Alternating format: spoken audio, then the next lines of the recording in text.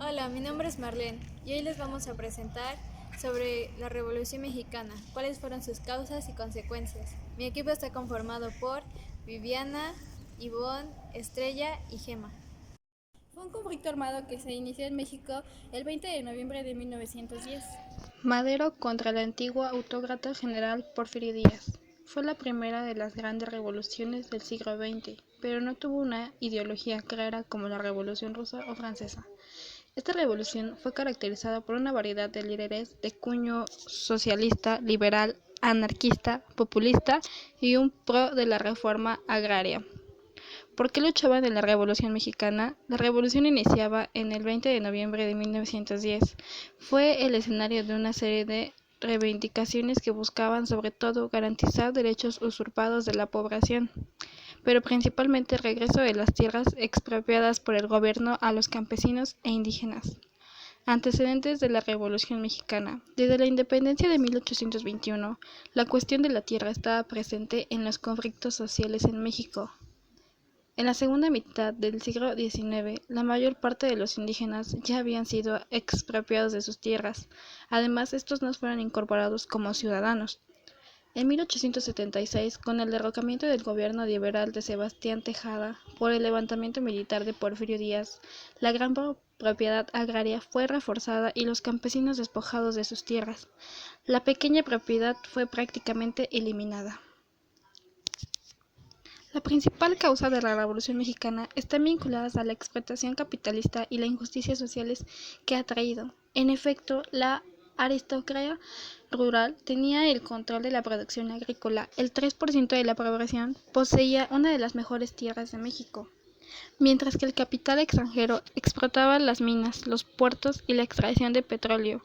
Por último, vale Díaz agravó aún más esta situación al intensificar la explotación sobre la población menos favorecida y abrir el país hacia el capital extranjero, provocando el descontento de parte de las élites nacionales que lo apoyan. México siempre ha sido gobernado por la élite agraria del país. Esto quiere decir que el principal gobernante pretendía proteger a las personas de grandes posesiones. Todos estos privilegios con los más ricos atenuaban aún más la vida empobrecida de los pequeños agricultores, situación que empeoró cuando Porfirio Díaz asumió el gobierno mexicano.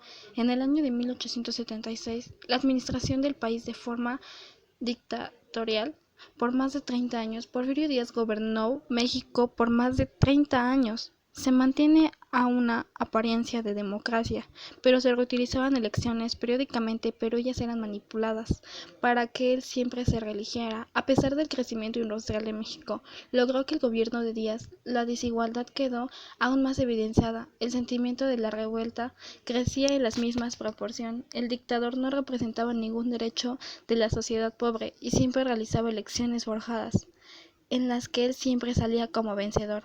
En el año de 1908, Porfirio Díaz declaró estar cansado de ejercer el poder, insinuando la posibilidad de alternancia en el poder. Esto bastó para que Francisco Madero se candidateara en la plataforma antireeleccionista. La recepción de su candidatura fue muy grande y popular. Esto bastó para que los grupos de poder porfiristas presionaron a Porfirio Díaz a continuar con el poder. Estas fueron algunas de las causas que motivaron a la Revolución Mexicana. 1. Gobierno despótico de Porfirio Díaz. 2. Progreso basado en capital extranjero. 3. Ausencia de ley laboral. 4. Despojo de tierras a los trabajadores. 5. Gran brecha de clases. 6. Corrupción. 7. Negación de la democracia. 8. Crisis del porfiriato. Y por último, 9. La penosa situación del campo, 80% población rural y crisis de 1907.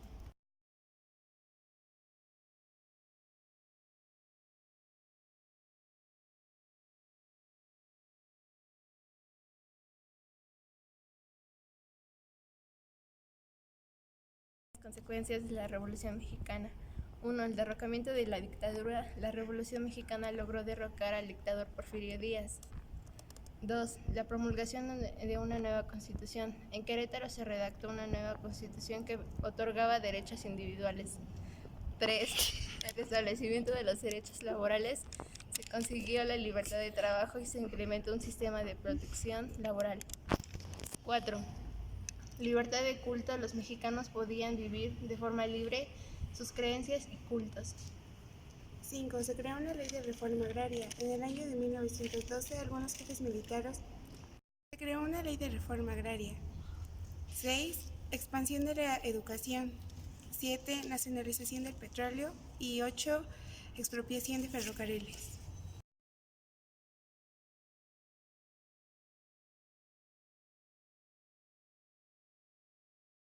La Revolución Mexicana es una de las épocas históricas más importantes. Cada año, desde hace más de un siglo, se celebra en México.